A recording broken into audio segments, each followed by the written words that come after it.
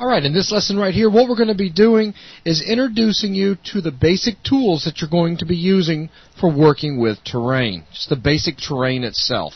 We're also going to show you, very basic, how to go about adding sunlight into your scene. Right, Logan? That's right, just so we have a better idea of how some of the tools are working. With a light and shadowed side of the terrain, we'll be able to see the effect in 3D more easily.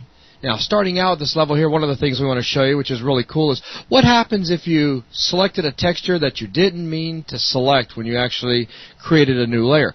Well, we've done that here. We've got a texture that we're using right now for layer 1 that we don't want. We don't want a snow type level here.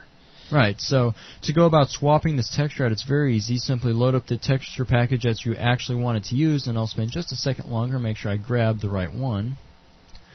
And with that in place, I'll simply select the texture I want to use for the terrain itself. With it selected, and with the layer I want to change selected, I can right-click on it and say Set Texture from Current. With that, now I've reset the texture. It's that simple. Very nice. Alright, now, back over on the Terrains tab, we'll start going through and trying out the various tools on this terrain. First, make sure, once you're working with terrain, make sure that the height map itself is actually selected. Some of the tools don't matter, but some do. You have to have this height map selected before some tools will apply. So with it selected, we'll start with simple vertex editing. Now with that, we have this brush where we can define define what to select. And if you want to select a group of vertices based on this brush, it's as simple as left-clicking once over the terrain.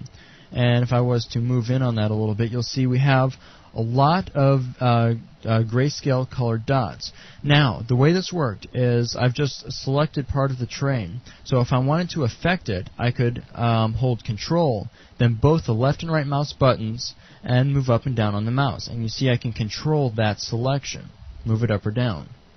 Now, the way this was defined is you notice the yellow brush, how I have the inner ring and the outer ring. Basically anything inside that brighter yellow inner ring will get affected 100%. And these settings correspond to these options up here. You have your inner radius and outer radius. So the inner radius, so anything within 256 units will be affected 100%. As you can see how you had a kind of a flat top across the selection that I moved up. And the outer radius simply has the effect fading out. Now the strength is the overall, like anything within the inner radius where it'll be 100% is 100% because that's what the strength is set to. If we were to lower this and simply left click again, you'll notice the inner vertices are much darker gray, so they won't move nearly as much because we've lowered the strength. And now the way vertex editing works, since you predefine a selection before working with it, let me lower the radius in a little bit so I can make more selections. If you click once, that's one selection, and you can add to it by holding Control and clicking elsewhere, and the selection will grow. Let me go ahead and set my strength back up just so it's a little bit easier to see. Now, and you'll notice that if you continue to click, the selection will grow and actually fade into itself, which is kind of cool. So you have a decent amount of control and a smooth control over vertex editing using this method. Now, one last thing is you can lower, with soft selection, you notice how you have a soft selection where it fades from completely selected to almost not affected. We can turn this off, and now if I was to left click, I'll just grab single vertices, which is kind of cool because then I can turn that back on and hit select, and it'll actually fade out again based on the radius is set. Very nice. Radii. So with that, that's a simple vertex editing. Again, with a selection made, you can hold Control, both mouse buttons, to move the selection up or pull it in. So that would be the first method of actually going in and affecting the height map. After that, we have Select.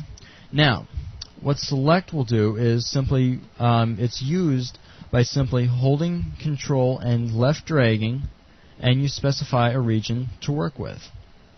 Now, this is used in conjunction with the terrain generator, which is found on the miscellaneous tab.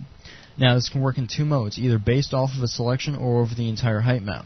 For starters, we'll just run off the selection we made. So I'll go ahead and with the default settings hit Build, and you'll notice you've got a kind of, it took everything inside there and gave it a nice random generation or random values and smoothly generated out a little bit of terrain. It's a nice way to start if you don't want to start with a completely flat plane, if you want some 3D detail already in place. And Step simply generates how tight or how fine the areas are. If we were to double this and rebuild, you can see that that was a lot more detail in a smaller amount of space. And the strength is simply how much to affect it, how much up or down it'll move the train. If this was up to, say, 415 built, that's a much more noticeable effect. And then, of course, we could ignore the selection and use the entire height map. And let me lower some of this back down. And if I was to hit build, it'll generate terrain across the entire thing. So I hit build, and how about we lower the strength down to about 50 or 40 or 50. So this would give a starting point for terrain. I might lower that all the way down to 5. There, so you just barely have a little bit of smooth deformation over the terrain. Give you more of an organic start before you go in and customizing every little piece of the terrain. It's very convenient. So that's the terrain generator and how to use the select tool along with it.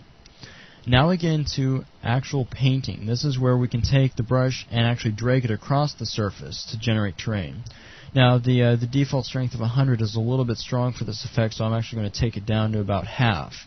And the way painting works is to pull terrain up, you hold Control and left drag across the surface. And you can see you can affect the terrain. It's very cool. To do the opposite, to push the terrain down, hold Control and right mouse, and you can push the terrain in.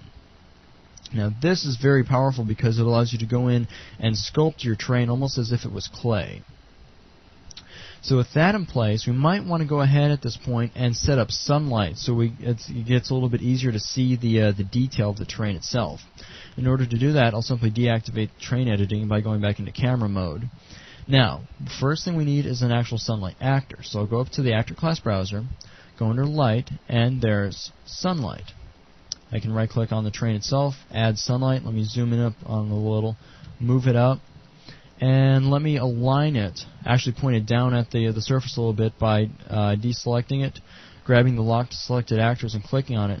That way I can very easily just point it down at the ground, something like that, unlock from it, and that's a very easy way of positioning it. Of course, if you prefer, you could also select it and use brush rotation.